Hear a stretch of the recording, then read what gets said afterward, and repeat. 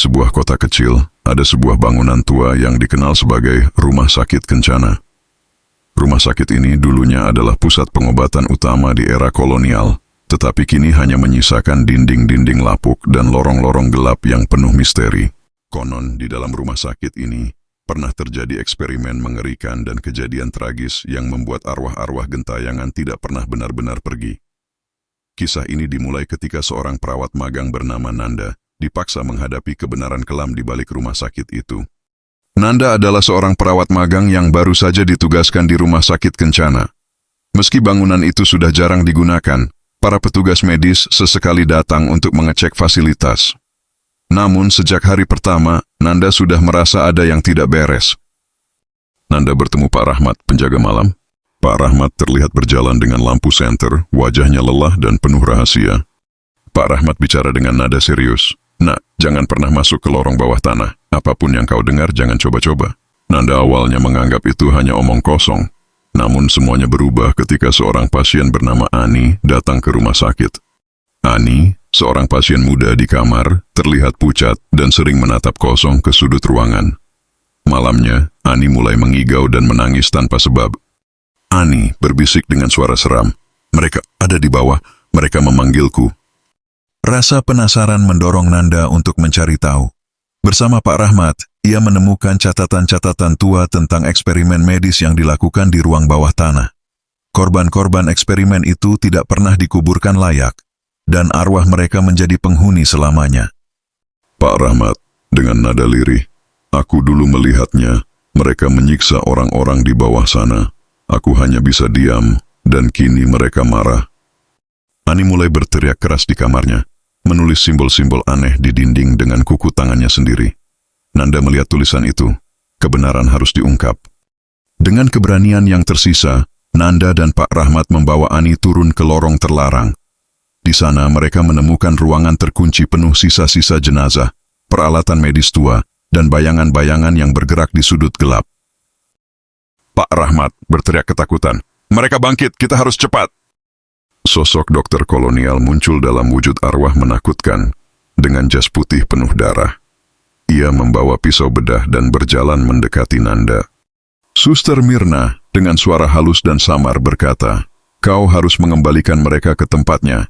Suster Mirna, sosok arwah baik, menahan roh jahat sang dokter sementara Nanda dan Pak Rahmat melakukan ritual sederhana untuk menenangkan arwah-arwah korban. Ruang bawah tanah bergetar, arwah-arwah mulai muncul dan menghilang satu persatu. Disertai cahaya terang yang perlahan memadamkan suasana mencekam.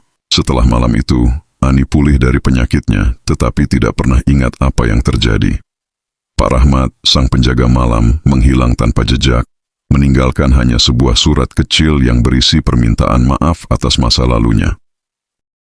Nanda membaca surat tersebut dengan mata berkaca-kaca. "Maafkan aku, Nak. Dulu aku diam. Sekarang waktunya mereka tenang."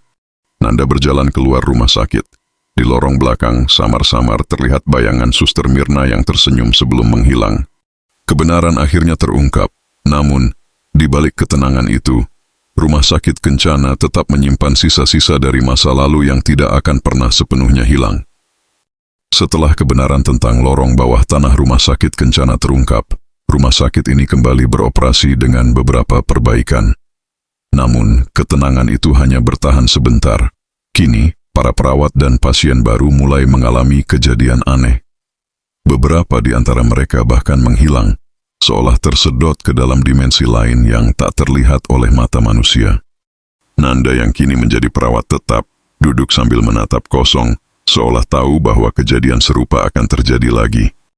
Hari itu dimulai seperti biasa. Para perawat baru dan pasien yang baru masuk terlihat sibuk di bangsal-bangsal. Namun, salah satu perawat bernama Rina tidak pernah kembali dari kamar pasien. Perawat Rina memasuki kamar kosong nomor 308 dengan latar suara angin berhembus. Kamera menunjukkan pintu yang perlahan tertutup dengan bunyi berderit pelan.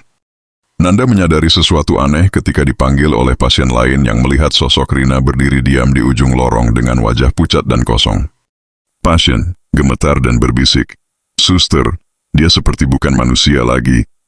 Nanda berbisik dalam hati, curiga dan gelisah. "Kamar 308, itu kan kamar kosong." Beberapa pasien lain mulai berteriak histeris, mengatakan mereka mendengar suara-suara tangisan dan melihat pintu menuju lorong lain yang tidak pernah ada sebelumnya. Nanda dan seorang perawat lain mencoba mencari Rina, membawa senter dan menyusuri lorong. Pintu kamar 308 terbuka sedikit, cahaya putih redup keluar dari celah pintu. Ketika Nanda membuka pintu kamar 308, ia menyadari sesuatu yang janggal. Ruangan itu kini lebih besar dari seharusnya, dengan lorong panjang yang berkelok seperti labirin. Mereka masuk, dan itulah awal dari perjalanan mereka menuju dimensi lain. Lorong gelap dengan suara gema langkah kaki. Nanda melihat bayangan samar pasien yang berjalan tanpa arah. Suara tangisan memecah keheningan. Perawat Rina terlihat berdiri di depan pintu besar. Wajahnya kosong seperti boneka. Nanda berbisik ketakutan. "Rina, kamu kenapa? Ini di mana?" Tiba-tiba bayangan gelap muncul dari sudut lorong, menyeret seorang pasien ke dalam kegelapan sambil berteriak keras. Ani yang kini tampak lebih sehat tiba-tiba bangun dari tidurnya, merasa ada sesuatu yang memanggilnya.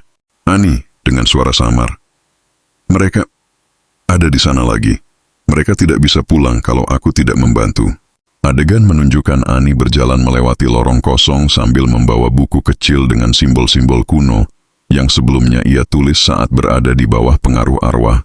Ani, dengan kemampuannya berkomunikasi dengan arwah, menjadi harapan terakhir untuk membawa mereka kembali ke dunia nyata. Namun, Ani tahu setiap langkahnya di dimensi itu adalah pertaruhan nyawa. Ani masuk ke kamar 308 dan memejamkan mata. Tubuhnya gemetar sebelum ia ditarik ke dimensi lain. Ani berdiri di lorong berwarna abu-abu dengan cahaya redup. Di sekelilingnya terdengar bisikan samar arwah-arwah yang meminta tolong. Ani bertemu Nanda dan perawat lainnya yang kini terjebak di lorong tak berujung. Nanda, lega melihat Ani. "Ani, bagaimana kamu bisa ke sini?" Ani berbicara serius. "Kita harus pergi sekarang. Tempat ini tidak stabil. Kalau kita tidak keluar tepat waktu, kita akan selamanya terjebak di sini." Ani membuka buku simbol, membacakan doa atau mantra yang membuat lorong mulai bergetar. Bayangan gelap yang menyeret pasien tadi kini muncul lagi, mencoba menghalangi mereka keluar. Ani memandu mereka melewati lorong yang berubah-ubah, diikuti suara arwah-arwah menjerit. Nanda harus membantu menggendong pasien yang lemah sambil berlari. Sosok dokter kolonial yang muncul di cerita sebelumnya kembali menghantui mereka. Tangannya berdarah memegang pisau bedah. Ani dengan suara lantang mengusir arwah tersebut menggunakan mantra di buku kuno. Visual. Cahaya terang muncul di ujung lorong.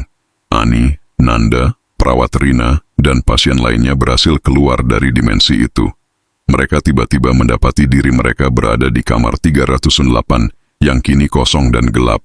Mereka berhasil keluar namun tidak ada yang tahu pasti bagaimana lorong itu muncul dan mengapa dimensi tersebut masih ada. Kamar 308 kembali kosong, tetapi kejadian itu meninggalkan trauma mendalam bagi semua yang mengalaminya. Nanda menutup kamar 308 dengan wajah tegang. Ani menatap kamar itu sambil berbisik pelan. Ani berbisik, "Mereka masih ada. Mereka hanya diam untuk sekarang." Beberapa hal tidak bisa dijelaskan dengan logika. Rumah sakit Kencana tetap menyimpan rahasia kelamnya. Apakah lorong itu akan muncul lagi? Dan siapa yang akan menjadi korbannya selanjutnya? Jika kamu suka cerita ini, jangan lupa like, subscribe, dan bagikan ke teman-temanmu. Apakah kamu berani menghadapi kebenaran di balik pintu yang terkunci? Sampai jumpa di cerita horor berikutnya.